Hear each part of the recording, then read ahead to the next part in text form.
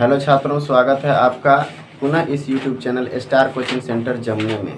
आज हम देखते हैं 9वीं कक्षा के प्रश्नावली 7.1 का पांचवा प्रश्न जो आपके स्क्रीन पे आ रहा है, आप देख सकते हैं। साथ में पढ़िए और समझिए। रेखा एल कोण ए को समद्विभाजित करती है। मतलब एक चित्र दिया गया है आपको, पहले हम चित्र बना लेते हैं, इसके बाद समझने में आसानी होगा। इस तरह का आपके सामने चित्र दिया गया है। यहाँ ए है,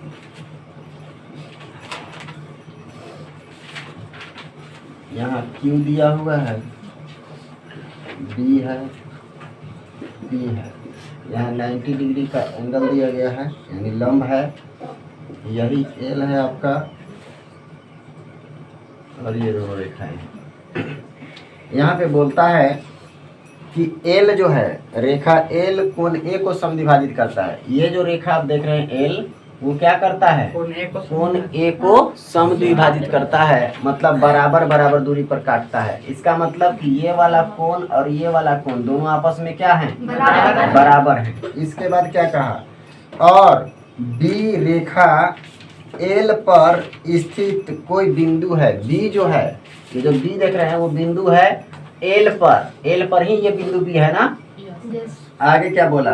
बीपी और बीक्यू, बीपी और बीक्यू कोण ए की भुजाओं पर बी से डाले गए लंब हैं। यानी कोण ए का भुजा कौन कौन है? एपी है और एक्यू है। तो एपी और एक्यू पर बी से लंब डाला गया है, एक बीपी और बीक्यू। क्लियर है? लंब का मतलब 90 डिग्री, और 90 डिग्री का संकेत दिया गया है। आगे हमसे बोला गया है कि आकृति देखिए, आकृति 7.20 और दर्शाइए की। मतलब सिद्ध करना है। क्या सिद्ध करना है? पहला नंबर में आपको सिद्ध करना है त्रिभुज एपीबी। एपीबी कहाँ है? एपीबी यानी ये वाला त्रिभुज, और दूसरा एक्यूबी, एक्यूबी ये वाला त्रिभुज। मतलब ये दोनों त्रिभुज सर्वांगसम हैं। ये आपको सिद्ध करना है। इसके बाद दूसरा नंबर में आपसे पूछा गया है कि बीपी बराबर बीक्यू, बीपी बराबर बीक्यू है, अर्थात बिंदु बी जो है वो कोण की भुजाओं से समदूरस्थ है। मतलब ये दोनों आपको बराबर करना है कि जो बी है उससे पी और बी से क्यू, ये दोनों आपस में क्या है? बराबर। मतलब बीपी बराबर बीक्यू सिद्ध करना है। अभी हमको सबसे पहले जब हम प्रूफ करते हैं तो उस समय हमको क्या लिखना पड़ता है? सबसे पहले गिवन लिखना पड़ता है। तो चलिए हम लोग सबसे पहले गिवन लिखते हैं। गिवन में क्या दिया गया है? तो गिवन में दिया गया है कि रेखा एल कोण ए को समद्विभाजित करता है।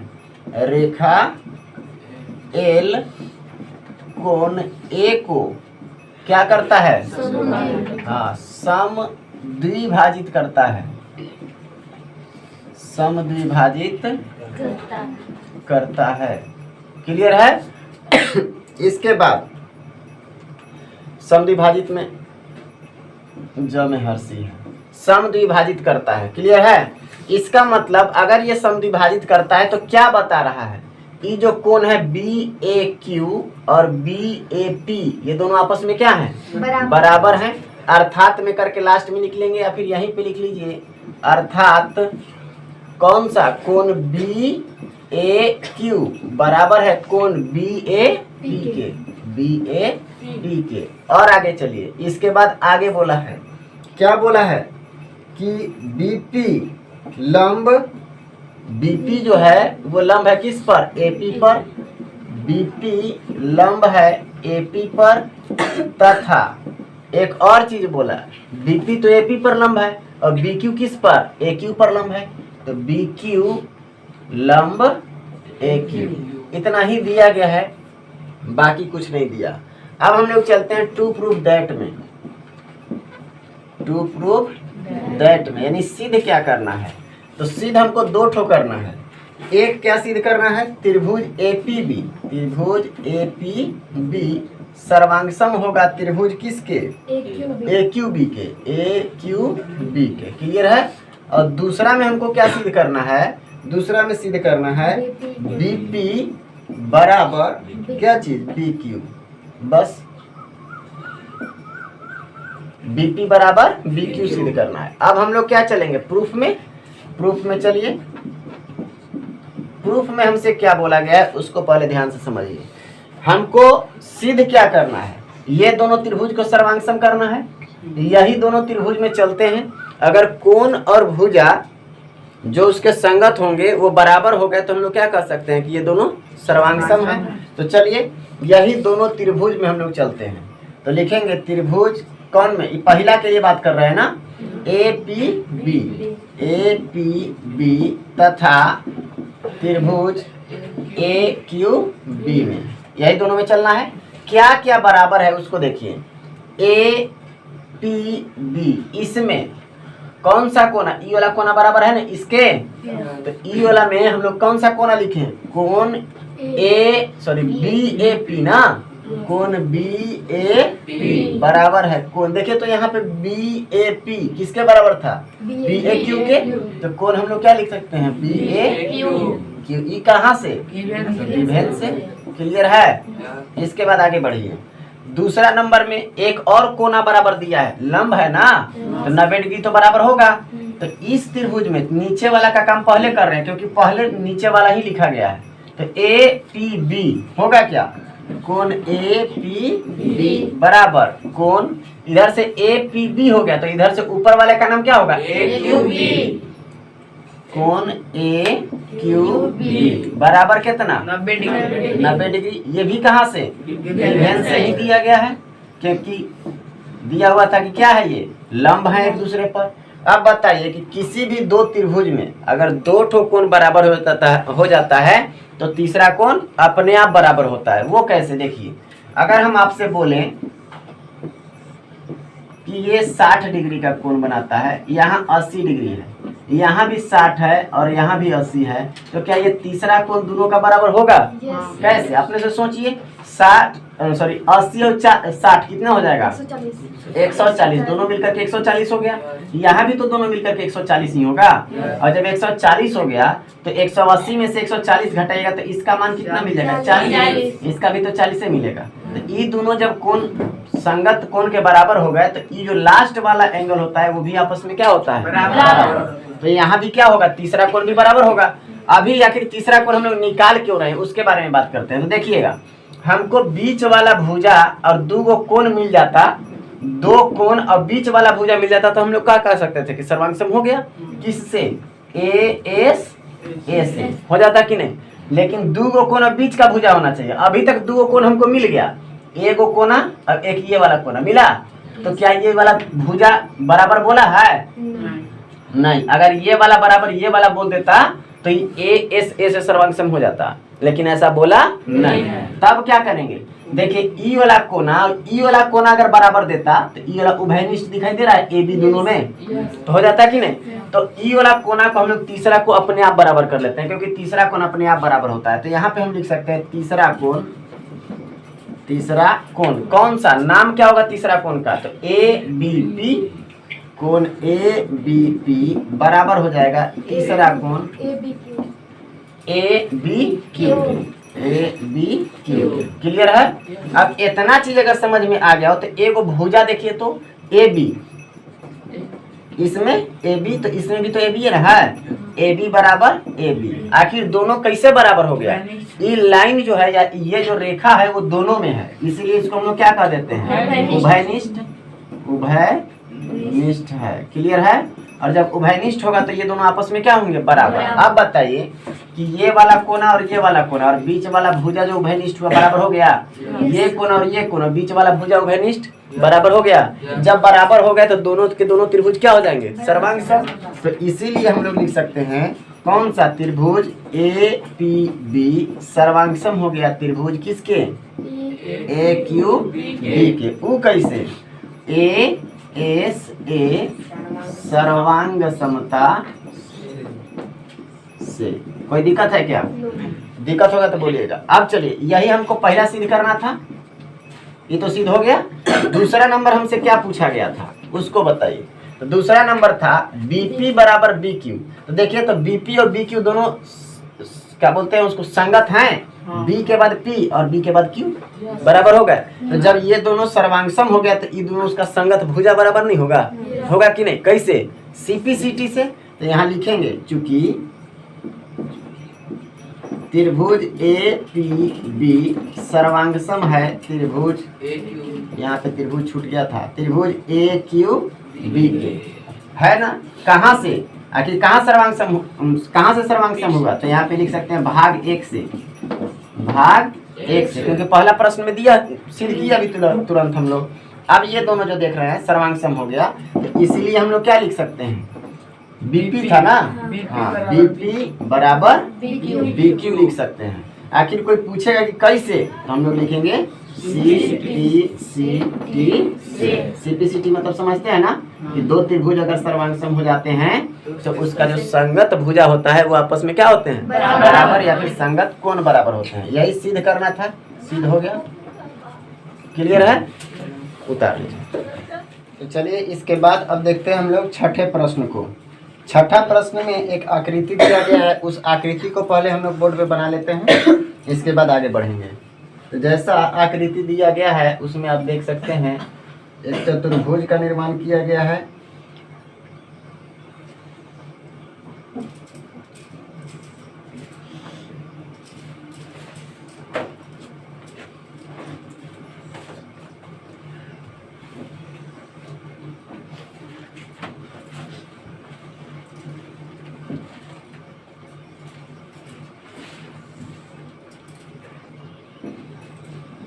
ऐसा ये चित्र दिया गया है।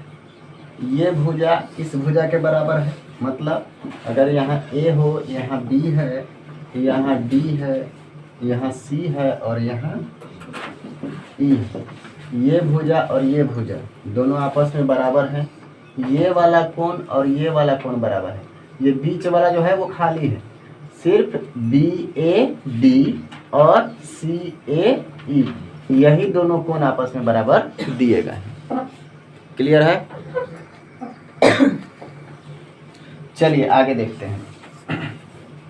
अब इसमें क्या क्या कहा गया उसके बारे में देखते हुए हम लोग इसका गिवन लिखते हैं, क्योंकि इसमें भी दर्शाना है यानी सिद्ध करना है। आकृति 7.21 में जो ये चित्र है उसको हम लोग क्या कहे हैं? 7.21। फिर कहता है AC बराबर AE। AC दिखाई दे रहा है आपको? AC ये वाला भुजा बराबर है किसके? AE के। देखिए AE वाला में भी डबल लाइन से क्रॉस किया गया है और AC वाला में भी डबल लाइन से क्रॉस किया गया है। इसका मतलब ये दोनों आपस में क्या है? बराबर। और क्या दिया गया है? AB बराबर AD। AB जो है वो AD के बराबर है, सिंगल क्रॉस किया गया है। आगे क्या किया गया? कोण BAD, BAD ये वाला एंगल किस एंगल के बराबर है? EAC के। EAC के मतलब ये वाला एंगल इस एंगल के बराबर है। इतना क्लियर? अब हम लोग जो गिवन दिया गया उसको लिख लेते हैं, इसके बाद फिर धीरे धीरे आगे बढ़ेंगे। तो सबसे पहले गिवन में क्या दिया हुआ है उसको लिखेंगे। गिवन में दे दिया AC बराबर AE, और कुछ दिया AB बराबर AD, और क्या दे दिया? तथा एंगल BAD बराबर है एंगल किसके? EAC। बस, और तो कुछ नहीं कहा, और हमको सिद्ध करने के लिए बोल दिया, टू प्रूव दैट। सिद्ध क्या करना है? तो सिद्ध करना है BC बराबर DE। बस इतना ही बोला, और तो हमसे कुछ नहीं बोला गया है। लेकिन एक बात याद रखिए कि जो BC और DE है वो तो पहले पता करेगी किस त्रिभुज में है, वो पता चल जाए कि वो किस त्रिभुज में है, इसके बाद वही दोनों त्रिभुज को हम लोग सर्वांगसम कर देंगे तो CPCT से ये दोनों बराबर हो जाएगा। तो यहाँ पे गौर कीजिए, सबसे पहले हमको BC चाहिए, तो BC है कहाँ? यहाँ देखिए ये BC है। आगे चलिए DE कहाँ है? D और E ये वाला, इसका मतलब ये दोनों भुजा आना चाहिए अलग अलग त्रिभुज में। तो बताइए ये वाला भुजा किस त्रिभुज में आएगा? यहाँ से देखिए तो आ रहा है, तो इस त्रिभुज का नाम क्या हो जाएगा आपका? ABC। तो सबसे पहले जब हम प्रूफ में चलेंगे तो दोनों त्रिभुज में चलेंगे, तो एक त्रिभुज का नाम हमको मिल गया कौन सा त्रिभुज ए बी सी तथा दूसर का त्रिभुज कौन सा, ये वाला भुज आना चाहिए, याद रखिएगा। तो इससे यही त्रिभुज में बन रहा है क्या, ए डी ई। क्लियर है, नाम क्या लिख देंगे, ए डी ई, त्रिभुज ए डी ई में। अब यही दोनों त्रिभुज में आप लोग चलिए और देखिए कि कौन कौन सा बराबर है। ए सी बराबर दिया गया है किसका, ए ई के।